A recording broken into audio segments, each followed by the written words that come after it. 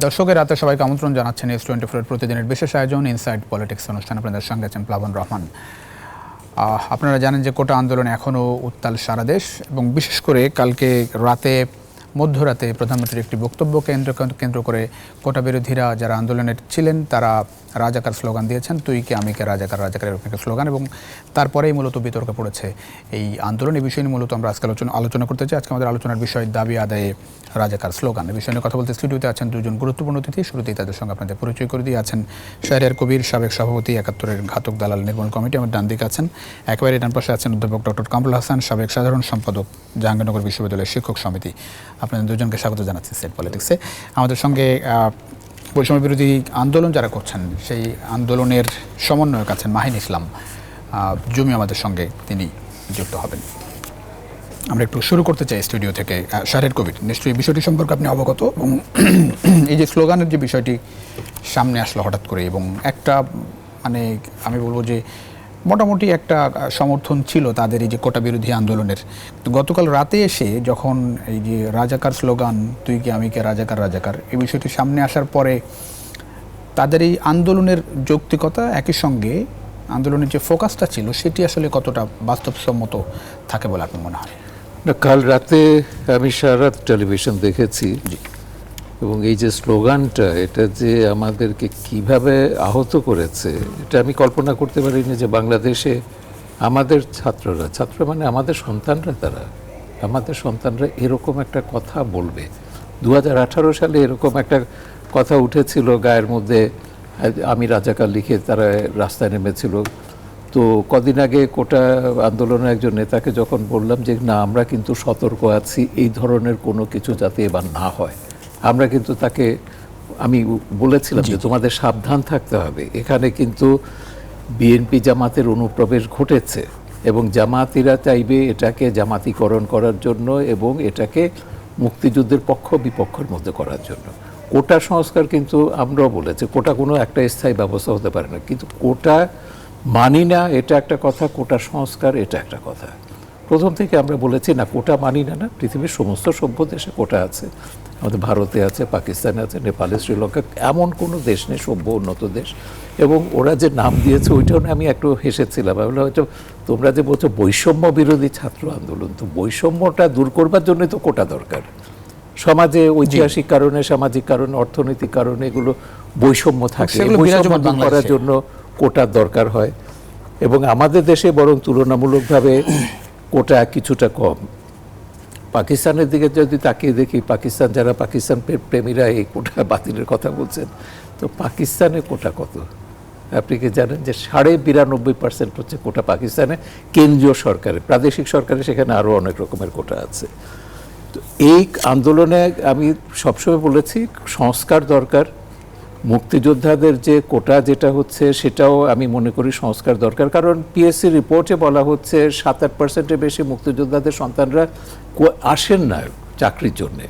তো সেখানে 30% এটা সংস্কার করা যেতে পারে। কিন্তু মুক্তিযোদ্ধাদের কথা বলতে গিয়ে প্রথম যে সেটা করা হয়েছিল তখনও 2018 সালে বলেছিলাম শহীদ পরিবারকে কেন বাদ দেওয়া হলো?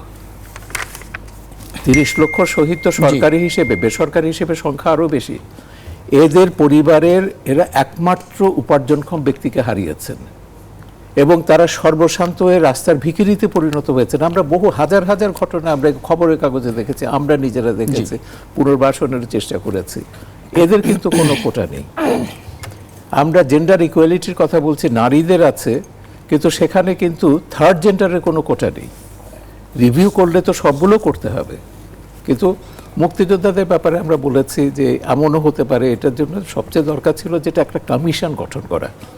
আমাদের আন্দোলনটা যারা করছে, আমার কাছে প্রথম থেকে মনে হয়েছে এদের মধ্যে এক ধরনের বিভ্রান্তি আছে। এরা স্টেট মেশিনারি যে ফাংশনিংগুলো তারা বোঝে না। কখনো আদালতে যাচ্ছে তারা, আবার বলছে আদালতের রায় মানি না, আবার বলছে পার্লামেন্টে এটা সিদ্ধান্ত নিতে, আবার বলছে সরকারকে সিদ্ধান্ত নিতে হবে। এখন রাষ্ট্রের তো 3টে অঙ্গ আলাদাভাবে কাজ করে, সরকার একভাবে কাজ করে, পার্লামেন্ট একভাবে কাজ করে, বিচার বিভাগ একভাবে কাজ করে।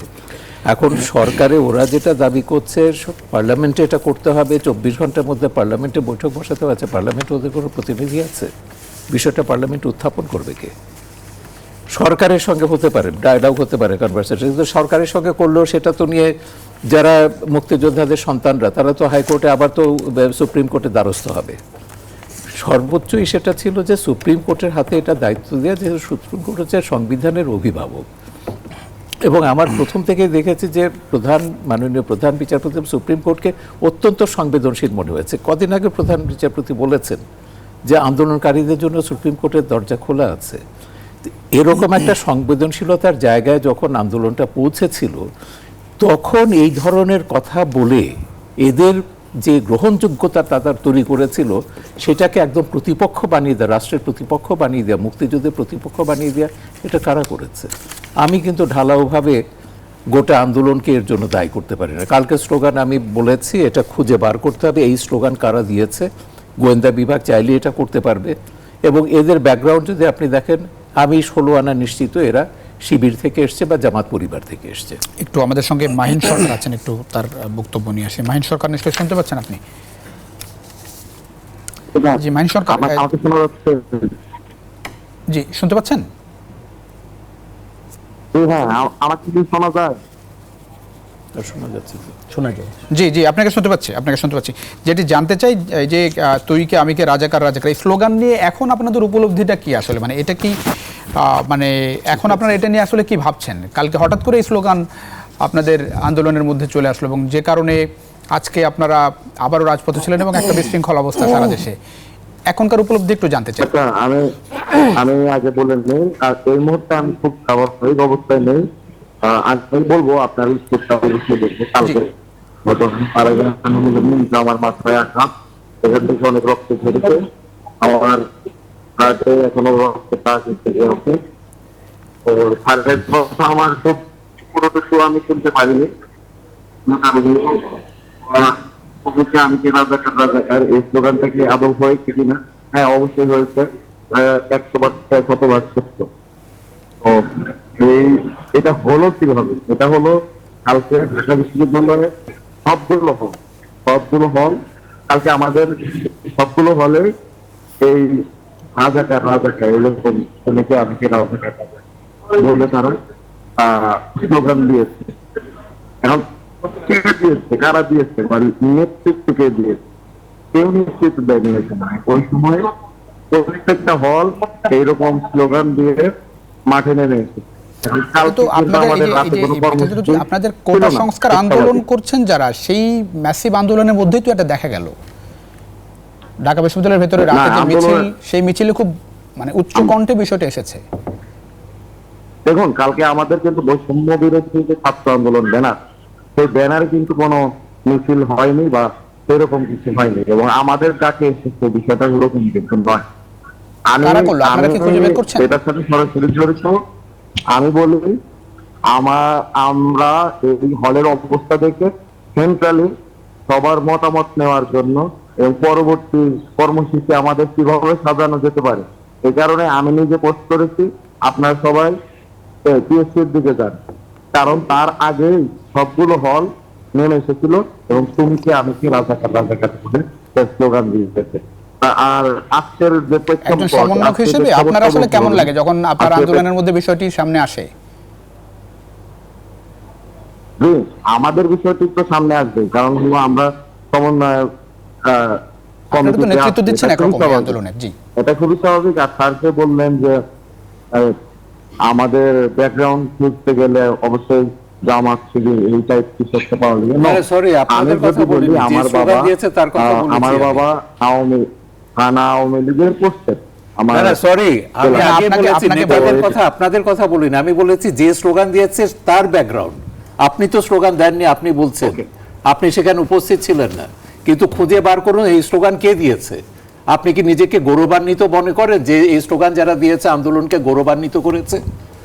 আন্দোলনকে হেয় করবার জন্য, আন্দোলনকে মোটেও গৌরবান্বিত, সেটাই আমি বলছি। এটা যদি উপলব্ধি করেন আপনাকে আমরা প্রশংসা করব, আপনাকে পাশে থাকবো আমরা। আগে খুঁজে বার করুন আন্দোলনটাকে এই পথে কারা নিয়ে যাচ্ছে। জামাত প্রথম থেকে সাপোর্ট দিয়েছে, আপনাদেরকে আমরা বলেছিলাম যে জামাতকে বলুন তোমাদের সাপোর্টের আমার দরকার নেই, এটা আমাদের দল নিরপেক্ষ একটা ন্যায্য আন্দোলন আমরা করছি, কোনো দলের সমর্থন দরকার নেই। আপনারা তো প্রথম থেকে সেই ভুলটা করে না, এটা আমরা বরাবরই বলে দিয়েছি যে এখানে কোনো রাজনৈতিক সংশ্লিষ্টতা নেই। Exactly, আমরা যারা লাইব্রেরিতে, ঢাকা বিশ্ববিদ্যালয়ের লাইব্রেরিতে নিয়মিত লেখাপড়া করি, নিয়মে নিয়মিত লেখাপড়া করি, আমরাই এই আন্দোলনটা করে তুলেছি। আমাদের সবাই কিন্তু এই দেশে আস্তে আস্তে আন্দোলন করে উঠেছে এবং বড় হয়েছে। তো আমাদের তো আসলে সবাই চেনে, আলটিমেটলি সবাই চেনে, ঢাকা বিশ্ববিদ্যালয় সহ সবখানেই চেনে।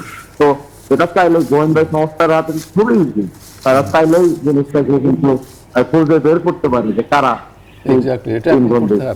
এটা আসলে আমার দেখার বিষয়, আমার দাবি করেছি, সেই দাবিটাকে সফল করতে হবে, এটা আমার কাজ।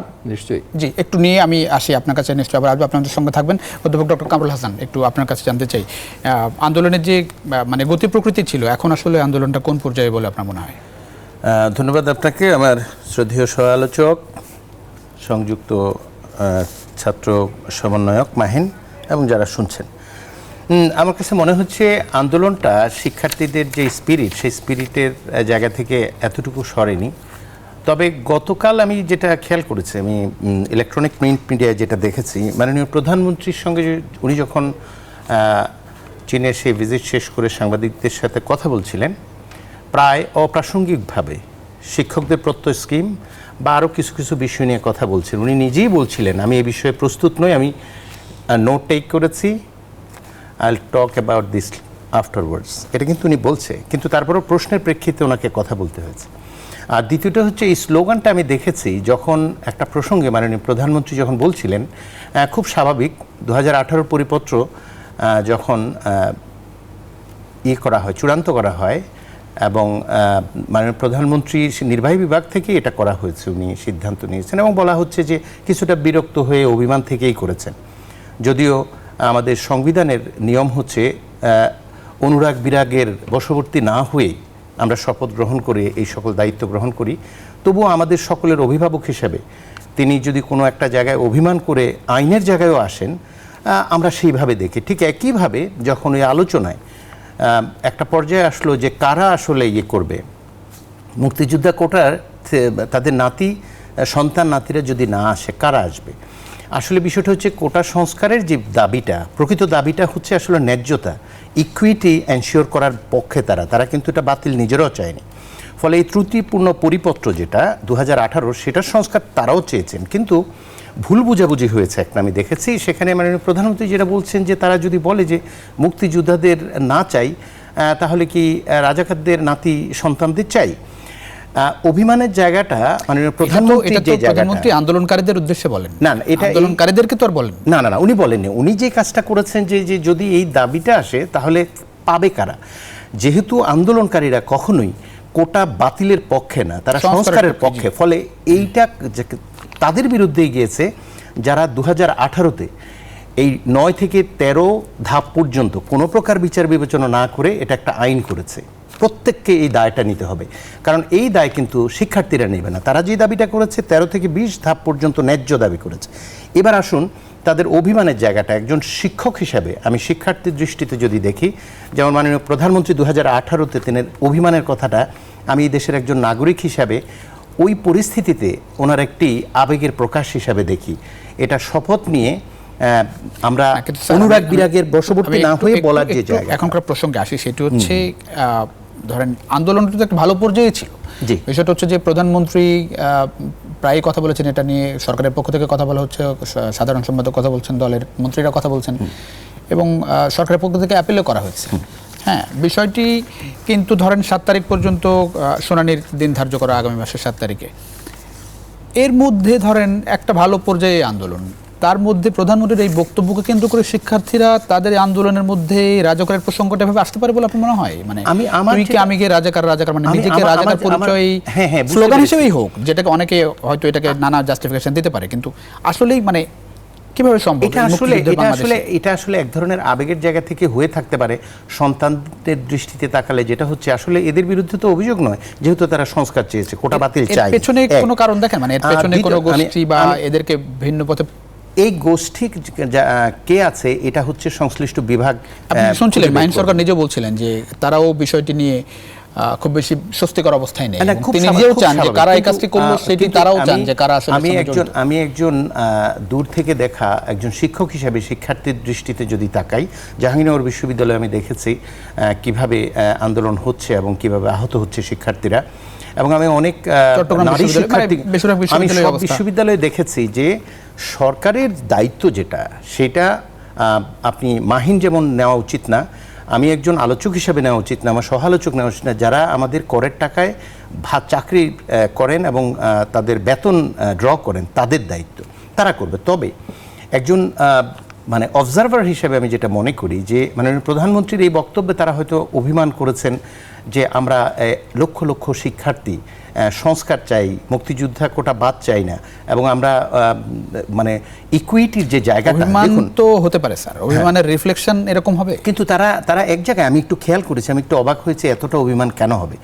তখন তারা যেটা বলল যে এই রাজাকার কে বলেছে, স্বৈরাচার পরে এটা আরে না ওরা হয়তো যোগ করেছে। দেখুন যারা এইসবগুলো করছে তাদের এই ধরনের এই জায়গাগুলোতে অবশ্যই প্রশ্ন তোলার জায়গা আছে। একই সঙ্গে কোন প্রেক্ষিতে প্রশ্ন তুলছে তারা দেখুন আমাদের আপিল বিভাগ যেটা অ্যাটর্নি জেনারেল, একটা শব্দ বলে শেষ করে দিই, অ্যাটর্নি জেনারেল অফিসের পক্ষ থেকে যেহেতু 2018 পরিপত্র বাতিলের বিপক্ষে দাঁড়াচ্ছে, তার মানে সেটাকে বহাল করার চেষ্টা করা হচ্ছে। দেশের নির্বাহী প্রধান মাননীয় প্রধানমন্ত্রী খুব স্বাভাবিকভাবেই মুক্তিযোদ্ধাদের প্রতি যদি কেউ আন্ডারমাইন করে কথা বলে, ওনারও অভিমান হওয়ার কথা, তিনি বলছেন যে কোটা থাকবে। তাহলে দেখা যাচ্ছে যে একদিকে সরকারের নির্বাহী বিভাগে যারা প্রতিনিধিত্ব করছে, আপিল করছে 2018 এটাকে পুনর্বহাল করতে চাচ্ছে, সেখানে নির্বাহী প্রধানের কথা এবং আপিল বিভাগের যেই স্পিরিট সেটা কনফ্লিক্ট করে, ফলে শিক্ষার্থীরা কিছুটা বিভ্রান্ত হয়, বা আমাদের মতো যারা ইলেকট্রনিক প্রিন্ট মিডিয়ার দিকে তাকায় তারা বুঝতে পারে না চায় কি, ওরা বুঝতে পারে না, সেই জন্য আন্দোলনটা কন্টিনিউ করছে, ডক্টর কামরুল হাসান হয়তো বুঝতে পারছে না যে কি চায়। আমি একটু জানতে চাই যে মানে যে পর্যায়ে এখন আন্দোলনটা আসলো স্যার, এইটার এই যে আপনার মাহিন সরকার নিজেও বলছিলেন যে উনিও আসলে বিষয়টি নিয়ে বিব্রত, এবং তিনিও চান যে কারা আসলে জড়িত সেটি ওনারাও আসলে জানেন না, হল থেকে নানা রকম স্লোগান এসেছে। এর পেছনে আসলে কি দেখেন, এবং সরকারের দিক থেকে আসলে এখন যে বাস্তবতা এসে দাঁড়িয়েছে সেখানে কিছু করার দেখেন কিনা? এখানে রাজাকারের যে ব্যাপারটা, এটা কিন্তু নতুন বিষয় নয়।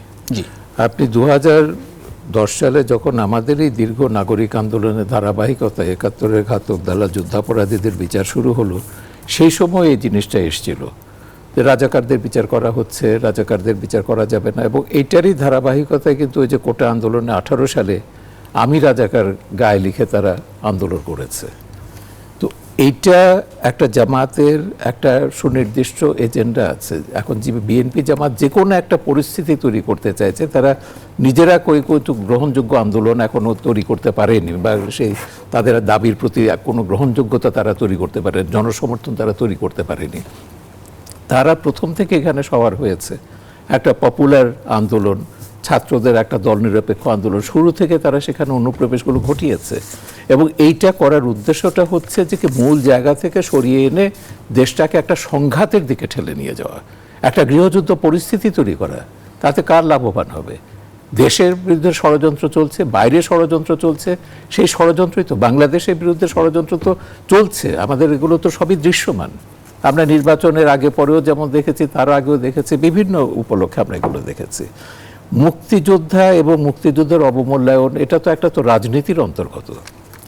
75 সালে বঙ্গবন্ধু নৃশংস হত্যাকাণ্ডের পর সচেতনভাবেই এই কাজটা করা হয়েছে, মুক্তিযুদ্ধকে অবমূল্যায়ন করা হয়েছে, ইতিহাস চেতনা সংবিধান থেকে, সরকারি বয়ান থেকে মুছে ফেলা হয়েছে, মুক্তিযোদ্ধাদের ভিখিরিতে পরিণত করা হয়েছে, অপমানিত করা হয়েছে।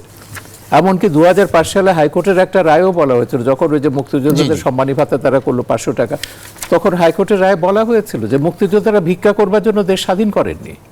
আজকে যদি মুক্তিযোদ্ধারা দেশ স্বাধীন না করতেন, আমরা যারা আন্দোলন করছি, আমরা যারা এখানে এসব অবস্থানে বসে আছি, পাকিস্তানিদের জুতো সাফ করতে হতো, তাদের জুতোর ফিতে বাঁধতে হতো আমাদেরকে। আচ্ছা, পাকিস্তানের দিকে তাকিয়ে দেখুন, তারা কোথায়, আমরা কোথায়।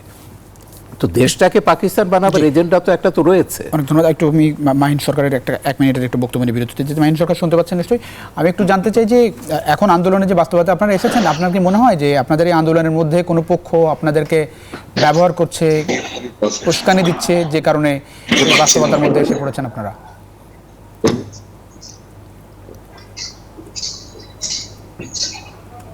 জি, জানতে চাচ্ছিলাম যে আপনাদের এই আন্দোলনের মধ্যে কোনো উস্কানি দিচ্ছেন, কোনো পক্ষ আপনাদেরকে ভিন্ন ভাবে ব্যবহার করছে দেশকে অস্থিতিশীল করার জন্য, কোনো ষড়যন্ত্রের উস্কানি দিচ্ছেন? আমি শুনতে পাচ্ছি না, এখানে হয়তো ইন্টারনেটের সমস্যা হয়েছে। আমি উত্তরগুলো দেব, আমি কিছু কোশ্চেনও রাখবো, কিন্তু কিছু শোনা যাচ্ছে না। একটা বিরতি নিয়ে আসি, আমরা একটু কানেকশনটা ঠিক হোক। আশা করি একটা বিরতির পরে নিশ্চয়ই আপনাকে শুনতে পাবো। দর্শক, ছোট্ট একটা বিরতির সময় হয়েছে, স্যার পলিটিক্সে ফিরছে কিছুক্ষণের মধ্যেই। আশা করি সঙ্গে পাচ্ছি আপনাদের বিরতির পর।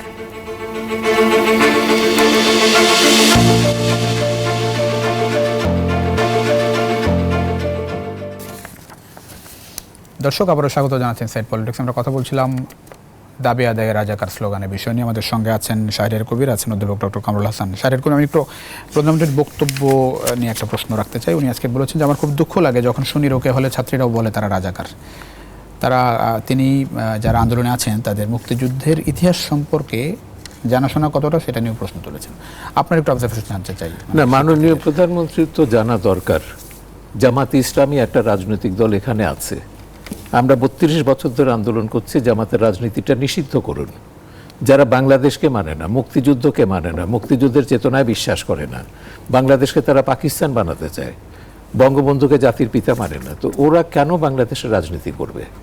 কিন্তু সরকার তো জামাতে ইসলামীর রাজনীতি নিষিদ্ধ করেনি, বঙ্গবন্ধু করেছিলেন। 72-এর সংবিধানে জামাতের রাজনীতি, ধর্মের নামে রাজনীতি, যারা গণহত্যাকে জাস্টিফাই করেছে ধর্ম দিয়ে, ইসলামের নামে গণহত্যা করেছে, সেটা তো বঙ্গবন্ধু নিষিদ্ধ করেছিলেন। আজকে যে এই যে ছেলে মেয়েরা এই কথাটা বলল, জি হ্যাঁ, আমি পরিষ্কারভাবে বলতে পারি, ইন্টেলিজেন্স যদি খুঁজে বার করতে পারে, প্রত্যেকটা জামাত শিবিরের ব্যাকগ্রাউন্ড থেকে এসছে, এতে কোনো সন্দেহ নেই। কিন্তু এই পরিস্থিতি যে তৈরি হবে, রাজাকার উচ্চারণ করতে পারে গর্বিত হওয়ার জন্যে, সবচেয়ে ঘৃণ্য ইস্যুতে হুমায়ুন আহমেদ, আমরা যখন নির্মূল কমিটির আন্দোলন শুরু করেছি তখন একটা গালি ছিল, হুমায়ুন আহমেদের নাটকে দেখেছেন, তুই রাজাকার। এটা একটা ঘৃণ্য গালি ছিল বাংলাদেশে, সেটাকে মহিমান্বিত করছে জামাত ইসলামী। কিন্তু আমরা যে বলছি পাঠ্যপুস্তকে মুক্তিযুদ্ধটাকে রাখুন, 100 নম্বর একটা মুক্তিযুদ্ধের ইতিহাস চেতনা পাঠ্যপুস্তকে থাকা দরকার। সেটা জেনারেল কারিকুলাম বলুন, মাদ্রাসা কারিকুলাম, সর্বত্র। তো দেশপ্রেম থেকে আসে। জানেন যে রোকেয়া হল থেকে যে মিছিলটা বড়, তো রোকেয়া হলে ওখানে ছাত্রী শিবির নাই, ছাত্র জামাতের মহিলা শাখা সেখানে কাজ করছে না। আমি তো সেটাই বলছি যে এটা খুবই বেদনাদায়ক। কোনো সভ্য মেয়ে রাত 12টার সময় ওভাবে বেরিয়ে আসবে না এবং এ ধরনের কথা বলবে না, এটা বলতে পারে না। মেয়েদের একটা তো আত্মসম্মান বোধ তো আছে, ছেলেদের তো একটা আত্মসম্মান বোধ আছে। ন্যূনতম আত্মসম্মান বোধ থাকলে, নিজেকে যদি বাংলাদেশের নাগরিক হিসেবে সে পরিচয় দিতে চায়, কেউই কথা বলবে না। বলবে ওরাই যারা বাংলাদেশকে পাকিস্তান বানাতে চায়। সেই জন্য আমি যে কোটা আন্দোলনের যে নেতা মাহিনকে আমি এটাই বলবো, বা তাদের সবাইকে বলবো যে এটা তোমাদের দায়িত্ব খুঁজে বার করা, তোমাদের যুক্তিসঙ্গত দাবি। আমি আবারও বলছি যে কোটা সংস্কার করতে, কোটা কোনো কোরআন বাইবেল বা ধর্মগ্রন্থ না যেটাকে হাত দেওয়া যাবে না। সবসময় কোটা হয়, বঙ্গবন্ধুর সময়কার কোটাকে আমরা পরে সংশোধন করিনি। কিন্তু সংস্কার করতে গেলে যেটা আমরা বলছি, হ্যাঁ একটা কমিশন করতে হবে। এখানে সরকারের চেয়ে বেশি গুরুত্বপূর্ণ হচ্ছে বিচার বিভাগ, কারণ সরকার যে সিদ্ধান্ত নিক, সরকারের সিদ্ধান্তের বিভাগের বিরুদ্ধে শিক্ষার্থীরা বলেছিল। এবং সবচেয়ে আমার এটা মনে হয়েছে যে কি মাননীয় প্রধান বিচারপতি আহ্বান জানিয়েছেন আন্দোলনকারীদের যে তোমাদের দরজা খোলা আছে, কারণ সরকার যে সিদ্ধান্তই নিক না কেন, এবং 7 তারিখে বা পার্লামেন্টে যদি কোনো সিদ্ধান্ত নেওয়ার কথা বিবেচনা করে, সেটা তো চ্যালেঞ্জ হবে কোর্টে। তো কোর্টে যখন এরকম হচ্ছে, আমরা একটা দাবি করতে পারি বা একটা প্রস্তাব করতে পারি এখানে, যে ভারতে এরকম একটা সমস্যা হয়েছিল, মন্ডল কমিশন করা হয়েছিল, আমরাও দাবি করতে পারি যে সুপ্রিম কোর্টের একজন সিনিয়র বিচারপতির নেতৃত্বে একটা কমিশন করা হোক, প্রত্যেকটা রিভিউ করা হোক, সেখানে কিছু নতুন কোটা দিতে হবে। আবার যেটা হচ্ছে যে কি অযৌক্তিক কোটা যেগুলো আছে, কতগুলো অযৌক্তিক কোটা আছে, সেগুলো বাতিল করতে হবে এবং ছাত্রদেরকে কর্মসংস্থান তৈরি করতে হবে। সরকারি চাকরিতে কি আছে এমন আমাদের যদি অন্য জায়গায় যদি কর্মসংস্থান তৈরি করতে হবে, ইউরোপ আমেরিকাতে সরকারি চাকরির চেয়ে মেধাবীরা বেসরকারি চাকরি যেগুলো আছে মাল্টি বলুন, মাল্টি ন্যাশনাল বলুন, অন্যান্য সাথে প্রাইভেট সেক্টরে কাজ করতে বেশি আগ্রহী, কারণ প্রাইভেট সেক্টরে সরকারের এসেছে 10 গুণ বেশি বেতন দিচ্ছে মেধাবীদেরকে। কেউ সেখানে সরকারি চাকরি করতে চায় না, সরকারকে এগুলো খুঁজতে মিডিও করে সেখানে করে। তো আমাদের এখানে আমরা সেরকম কর্মসংস্থান তৈরি করতে পারি, সেটা তো একটা সংস্কারের বিষয় আসবে। অনেক ধন্যবাদ ডক্টর কামরুল হাসান। আমি একটু জানতে চাই, এখন যে বিশ্ববিদ্যালয়ে যে উত্তপ্ত পরিস্থিতি এবং দুপুরের পর থেকে বিশেষ করে বিকেল থেকে এখন পর্যন্ত বিভিন্ন বিশ্ববিদ্যালয়ে ছাত্রলীগের সঙ্গে কোটা বিরোধী যারা আন্দোলনের সংশ্লিষ্ট হন তাদের মধ্যে ধাওয়া পাল্টা ধাওয়া সংঘর্ষ, অনেক আহত হয়েছেন, এই পরিস্থিতির দায় আসলে কাকে দেবেন আপনি? এই পরিস্থিতির দায় যেহেতু দেখুন, এই আন্দোলনটা এ মাসের শুরু থেকেই তো শুরু হয়েছে।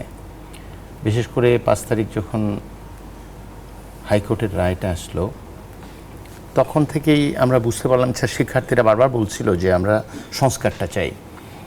আমার ধারণা যে এর আগে 97 বলুন, 98 সম্ভবত এবং 2011-তে সরকার নিজেই তো এই বিষয়ে সিদ্ধান্ত নিয়েছে। আরেকটু প্রশ্ন করে সরকারের পক্ষ থেকে এবং যারা শিক্ষার্থীরা আন্দোলনে আছেন তারা কতটা সচেতন বলে আপনার মনে হয় যে দেশের আইন, বিচার বিভাগ, সরকার, নির্বাহী বিভাগ এদের ক্ষমতা, এই বিষয়টা বলা খুব কঠিন। তবে আমি যেই বিষয়টা বলতে চাই যে আর যাই হোক, এই কদিন অপেক্ষা করে ছাত্রলীগ আজকে যে কাজটি করতে হলো, জি, এই যেটা করার কথা হচ্ছে যে ওই যে কিছুক্ষণ আগে আমি বললাম যে ওখানে কারা দুষ্কৃতিকারী এটা বের করবার দায়িত্ব কিন্তু টক শোতে আমরা যারা বসছি আমাদের যেমন না, তেমনিভাবে ওই যারা আন্দোলন করছে তাদেরও না, সরকারের সংশ্লিষ্ট বিভাগ রয়েছে। তারপরেও ধরেন যারা আন্দোলন করছে তাদের তো একটা দায় থাকে যে আমার আন্দোলনের মধ্যে কারা এই কাজটা একটা উদাহরণ দিচ্ছি।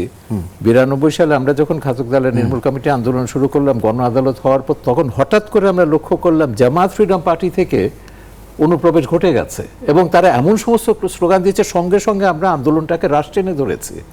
আমাদেরই দায়িত্ব, এবং তারপরে আমরা ওদেরকে সংগঠন থেকে আইডেন্টিফাই করেছি, সবগুলোকে বের করেছি এবং আন্দোলন এগিয়ে গেছে। যারা আন্দোলন করছে তাদের একটা বড় দায়িত্ব, নেতৃত্ব দিচ্ছে আজকে কোটা আন্দোলনে, তাদেরকে এটা বুঝতে হবে যে অনুপ্রবেশ কি করে ঠেকাতে হয়, কি করে যৌক্তিকতা। আমি আপনার সঙ্গে সম্পূর্ণ একমত। তাহলে যদি এরকম সন্দেহ থাকে তাহলে অবশ্যই আমাদের সন্দেহকে প্রমাণিত হয়েছে। ওবায়দুল কাদের সাহেব উনি যেটা বললেন, সরকার দলীয় অত্যন্ত প্রভাবশালী মন্ত্রী এবং উনি আওয়ামী লীগের সাধারণ সম্পাদক, তিনি বললেন যে যারা এই ধরনের কর্মকাণ্ড করছে ছাত্রলীগ তাদেরকে জবাব দিবে। তারপর থেকে আমরা দেখলাম যে বাংলাদেশের প্রত্যেকটি বিশ্ববিদ্যালয়, ওরাও কোমলমতি শিক্ষার্থী এবং মেধাবী বিভিন্ন বিশ্ববিদ্যালয়ের, তারা যেখানে সরকারের নির্বাহী বিভাগ তাদের এই সংস্কারের দাবিটায় নিজেরা এগিয়ে এসে একটা সমাধান করার কথা করবে। আমি তো মনে করি যে শিক্ষার্থীদের সাথে মাননীয় প্রধানমন্ত্রী নিজে তাদের প্রতিনিধিদের সাথে কথা বললে বিষয়টা 5 মিনিটে শেষ হয়ে যেত। সেইখানে আমার যেটা মনে হচ্ছে স্যার, কিন্তু এখন এই যে রাজাকার যারা স্লোগান দিচ্ছেন তাদের দাবি দেওয়া সরকার মেনে নেবে না। রাজাকার তো আমি তো শুরুতেই আপনাদের একটা কথা বলছি যে যারা এই ধরনের স্লোগান দিচ্ছে, কালকে তথ্য প্রতিমন্ত্রী রাতে গিয়েছিলেন ঢাকা বিশ্ববিদ্যালয়ে, তিনি সেখানে বলেছেন যে যারা দাবি আদায়ে রাজাকার স্লোগান দিতে পারে তাদের কোনো দাবি দেওয়া মেনে নেওয়া না। এটা বোধহয় এটা আমি মনে করি যে এই জায়গাটায় অভিমান, আবেগ, এখানে যত সংখ্যক শিক্ষার্থী আছে আপনি সবাইকে রাজাকার বলবেন বা এটা যাচাই বাছাই করার ব্যাপার আছে। তো ফলে এটা হচ্ছে যে আসলে মিডিয়া ট্রায়াল হয়ে যাওয়ার মতো। কারা কি করেছে এই পুরো জিনিসটা তদন্তের মধ্যে রেখে তাদের যে দাবিটা, কে বলেছে এটা নয়, কি বলেছে এটা যদি যৌক্তিক হয়, এবং যেহেতু একটা সংকট, রাষ্ট্রীয় সংকট তৈরি হয়েছে, এখানে অনেকগুলো সংকট আছে, শিক্ষকদের সংকটও আছে, প্রত্যয় নিয়ে আপনি জানেন, সেখানে সম্বোধন নিয়ে মাননীয় প্রধানমন্ত্রীর বিষয় নিয়ে শিক্ষকরা অভিমান করেছে এবং আমাদের আগামীকাল একটা প্রোগ্রামও আছে জাহাঙ্গীরনগরে। ফলে আমি মনে করি যে এই ধরনের সংকট সমাধানের জন্য মানে আমাদের সরকার প্রধানের সাথে যারা আন্দোলনে আছে, মাঝখানে যারা আছে, তারা দায়িত্ব পালনের ব্যর্থতার কারণে কখনো আবোল তাবোল কথা বলছে, কখনো ছাত্রলীগকে ব্যবহার করার চেষ্টা করছে এবং তারা একসঙ্গে থাকবে ক্যাম্পাসে। ফলে আমি মনে করি যে ছাত্রলীগ এই ধরনের কাজে যদি জড়িত হয়, আর যাই হোক তাদের কল্যাণ হচ্ছে না, তাহলে কার কল্যাণ হচ্ছে? কল্যাণ হচ্ছে, অনেক সমালোচক মনে করেন যে যেহেতু ভারত এবং চীনে আমাদের অনেকগুলো এমওইউর ইস্যু আছে, যেহেতু আমাদের বিরোধী দলের আন্দোলনগুলোর একটা প্রস্তুতির ব্যাপার আছে, এই সময়ে যদি এবং সীমাহীন দুর্নীতি দুরাচার এবং তাদের একটার পর একটা গল্প আসছে, এইসবগুলো যদি এখন সরকারকে ফেস করতে হয় তাহলে সরকার হয়তো একটা ঝামেলায় পড়বে। অনেক সমালোচক মনে করেন ছাত্রদের মধ্যে ক্যাম্পাসগুলোতে ছাত্রলীগকে মুখোমুখি করে যদি দেওয়া হয় সমস্ত দৃষ্টিটা এখানে আসবে, এবং এখানে আমি অস্বীকার করছি না যে কেউ না কেউ সুবিধা নিতে পারবে, কিন্তু আপনি সুবিধা নেওয়ার একটা ছোট সুযোগ বিরতি দিবেন নিয়ে না। এই প্রসঙ্গে একটু স্যারের কবির আপনার কাছে আসবো। দর্শক ছোট্ট একটা বিরতি নিয়ে ফিরছি। দর্শক ছোট্ট একটা বিরতির সময় হচ্ছে আবারও খুব অল্প সময়ের মধ্যে ফিরছি, আশা করি সঙ্গে যাচ্ছে আপনাদের বিরতির পর। দর্শক আবারও স্বাগত জানাচ্ছেন ইনসাইড পলিটিক্স। আমরা কথা বলছিলাম দাবি আদায়ে রাজপথে রাজাকার স্লোগানের বিষয় নিয়ে। একটু আসতে চাই স্যারের কবির। প্রধানমন্ত্রী আরেকটা বক্তব্য নিয়ে একটা প্রশ্ন করি আপনাকে, সেটা হচ্ছে যে উনি বলেছেন দুর্ভাগ্য যে এখন শুনি সেই মেয়েরাও স্লোগান দেয়। এটা কোন দেশে আমরা আছি? এরা কি চেতনায় বিশ্বাস করে, কি শিক্ষা নিল তারা, কি তারা শিখলো, সেটাই আমার প্রশ্ন। না, এটাই হচ্ছে বাংলাদেশের বাস্তবতা। আমরা সবসময় বলি এই যে বাংলাদেশ, আমরা 71 সালে 30 লক্ষ শহীদের রক্তের মূল্যে দেশটা স্বাধীন করলাম। বঙ্গবন্ধু সংবিধান লেখার সময় বললেন 30 লক্ষ শহীদের রক্ত দিয়ে আমরা সংবিধান লিখছি এবং আগামী প্রজন্মের দায়িত্ব এটাকে রক্ষা করা। তো 3.5 বছরের মাথায় তো জাতির পিতাকে নৃশংসভাবে হত্যা করা হলো, যে সংবিধান যারা লিখেছিলেন তাদেরকে হত্যা করা হলো। তারপর তো জিয়াউর রহমান ক্ষমতায় এসে বাংলাদেশের রাজনীতি, অর্থনীতি, সমাজ সব কিছুরই তো পাকিস্তানিকরণ, মৌলবাদীকরণ, সাম্প্রদায়িকরণ করেছেন এবং 71-এর পরাজয়ের বদলা নেওয়ার জন্য, এবং জামাতকে রাজনীতিতে প্রতিষ্ঠিত করলেন, বাংলাদেশকে পাকিস্তান বানাবার উদ্যোগ নিলেন। সেই মানুষগুলো তো এখনও আছে, রাজনীতিতে সক্রিয় আছে। আমি তরুণদের একটা কথা খুব পরিষ্কারভাবে বলতে চাই যে এই যে 71-এর মুক্তিযুদ্ধ, এটা আমাদের বাঙালি জাতির লিখিত অলিখিত ইতিহাসের সবচেয়ে গৌরবোজ্জ্বল অর্জন হচ্ছে। এটা পৃথিবীর কোনো জাতি স্বাধীনতার জন্য 30 লক্ষ মানুষকে জীবন দিতে হয়নি। সরকার হিসেবে 2 লাখ, বেসরকারি হিসেবে 5 লক্ষ নারীকে তাদের চরম মূল্য দিতে হয়েছে, 1 কোটি মানুষ দেশান্তরিত হয়েছে। এত মূল্য কে দিয়েছে স্বাধীনতার জন্য?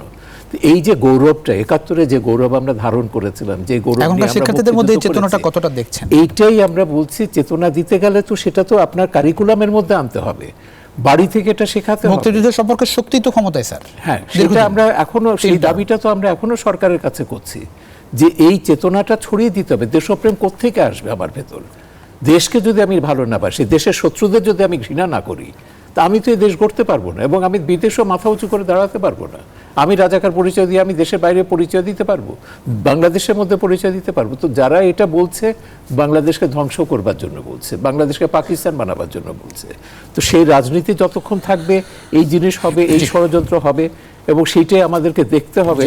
কিন্তু আমি মনে করি না যে শক্তি দিয়ে নয়, কোটা আন্দোলনে যারা এই ছেলেদেরকে আমরা বলবো নেতাদেরকে তোমরা খুঁজে বার করো, অনুপ্রবেশকারীদেরকে, আইন শৃঙ্খলা বাহিনীকে বলবো তাদের যেন এদেরকে খুঁজে বার করে সাধারণ মানুষের কাছে, সারা দেশের মানুষের কাছে এদেরকে এক্সপোজ করা দরকার।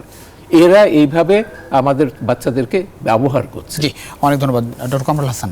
কি ধরনের প্রত্যাশা থাকবে? আজকে যে পরিস্থিতি আমরা দেখলাম বিকাল থেকে রাত পর্যন্ত, সারা রাতে পরিস্থিতি কি হয় সেটির জন্য অপেক্ষা করতে হচ্ছে। আমি একটু জানতে চাই যে প্রত্যাশা কি থাকবে আসলে? প্রত্যাশা হচ্ছে যে আমাদের পুলিশ ভাইদের প্রতি আমার অনুরোধ যেটা, যে শিক্ষার্থীরা এভাবে যদি একটা অংশ, পুলিশ তো কিছু করেনি, পুলিশ তো শান্ত অবস্থায় আছে। শান্ত অবস্থায় নয়, পুলিশ যদি পাশে থাকলে, যেমন বাবা মা যদি পাশে থাকে, দুই ভাই মারামারি করে, এই নিরপেক্ষতা নিয়ে অনেক প্রশ্ন আছে। ডেসমন্ড টুটুর একটা কথা আছে, অপেক্ষিত শক্তিশালী সন্তানটা যদি আপনার অপেক্ষিত দুর্বল সন্তানকে আঘাত করে, আর 2 সন্তানের ব্যাপারে আমি নিরপেক্ষ বলে তাকিয়ে থাকেন, তাহলে তার একটা কথা আছে, if you remain silent in the situation of injustice, মনে হয় যে কোটা আন্দোলনে যারা আছে তারা সীমার মধ্যে আছে, মানে সীমা, you have taken the side of oppressors. ফলে এই মুহূর্তে রাষ্ট্রের দায়িত্ব হচ্ছে, যখন প্রত্যেকটা বিশ্ববিদ্যালয় ক্ষতবিক্ষত হচ্ছে, শিক্ষার্থীরা তাদের অধিকারের কথা বলার ক্ষেত্রে তাদের ভুল থাকতে পারে, কিন্তু তাদেরকে বিচারের আওতায় আনুন যদি তারা ভুল করে। কিন্তু ছাত্রলীগের মাধ্যমে তাদেরকে আহত করে, ছাত্রলীগকে এভাবে অপব্যবহার করে তাদের জীবন ধ্বংস করা কোনোভাবেই উচিত হচ্ছে না। ফলে আমি মনে করি এই যে প্রত্যাশাটা, যে 75-এর অনাকাঙ্ক্ষিত ঘটনার পর, আমি শেষ করে দিচ্ছি, অনাকাঙ্ক্ষিত ঘটনার পর মোশতাক সাহেবের ক্যাবিনেট ছিল এবং সেখানে আওয়ামী লীগের গুরুত্বপূর্ণ নেতারাই ছিলেন।